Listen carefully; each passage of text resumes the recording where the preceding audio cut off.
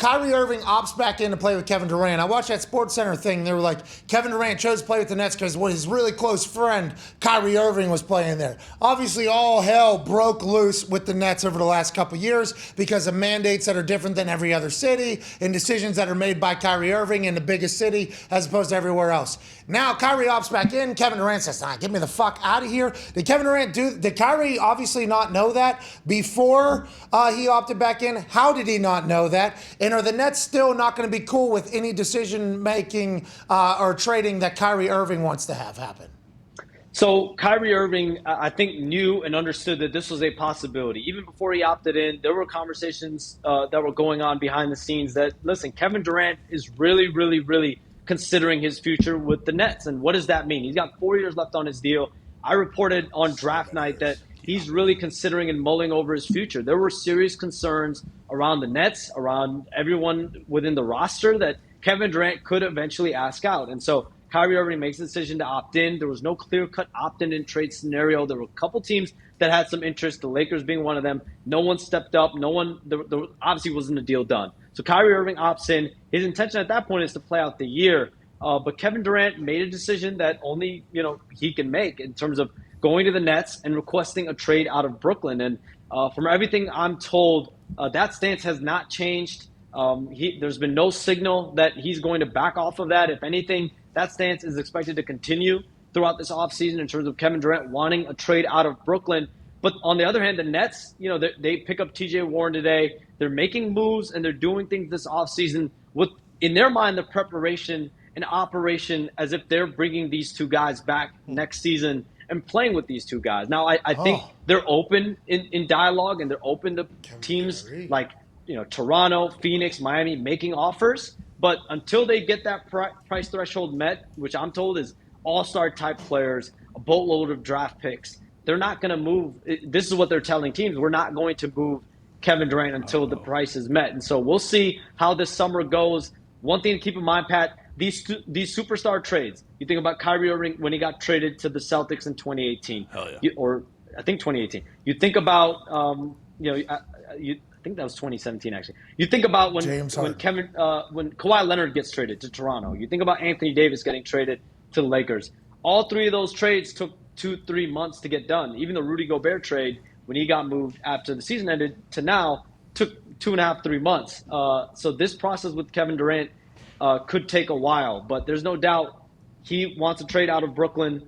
And we'll see how this process unfolds. So we'll stick with Kevin Durant here, and then we'll move to Kyrie. Allegedly, Kevin Durant loved the Raptors as a kid growing up. That was his favorite team. He's from Washington. Mm-hmm. Chicago has a bunch that they can give up to get him. Oh, yeah. Golden State Warriors are snooping around. Or is there any truth to any of this, or is this all just teams like saying, hey, maybe us? And are the Nets, they can, and I just assume because the outside looking into the NBA that the players control everything. The Nets could say no to Kevin Durant being traded and Kyrie Irving being traded. They could just keep both of them on. There's a situation where both those guys are playing for the Nets next year, you think? Theoretically, they could. But again, do you want that level of dysfunction, right? When you think about you have a guy, Kevin Durant, 33, going on 34, that is mentally not going to be there. Isn't going to, and if he doesn't want to play there, do you want that situation on your hands? We saw what happened with Ben Simmons and the Sixers this past season. We saw what James Harden went through in Houston to get out of Houston. Yikes. So what would that type of an ordeal lead to? I'm not sure. Those questions, I think that those are way down the line here. But I think overall, the Nets are open. They're open in conversation, but there's no doubt that they're telling teams, this is a threshold that we want met. And if this threshold isn't met, then we're going to just bring these guys back. Now, we'll see as this summer unfolds how that process goes. But I think overall, every team in the league, Pat, has reached out. The Warriors, the Heat, the Suns, every team that you can think of. We're talking about Kevin Durant Phoenix, here. Every team has reached out. So, but which team can put together the package to go get a Kevin Durant? That's the question. Hey, when we landed in Phoenix on Thursday, did we land? Yeah, we went to Phoenix on Thursday. That was the day this was all happening. And it was buzzing, right? It was buzzing. We had rental cars, right? Rental cars. I couldn't Bluetooth connect to the car. Sirius XM wasn't existing, so I was listening to local radio. every local radio channel was like, Kevin Durant is going to be a Sun next year. But now it's, here's Nick Jonas with blah, blah, blah. Kevin Durant is going to be in the Valley of the Sun next year. Here's like some country, like every station was like, oh, Kevin Durant's coming here. What starts those rumors? Just one team reaching out, or like Kevin Durant liking a tweet? What is there any legitimacy behind any spot? And where does Charania think Kevin Durant begins the season at next? Not just a guess. Just a guess. Nothing else. No fact. This is just a pontification from our friend Sham Charania on Kevin Durant's future.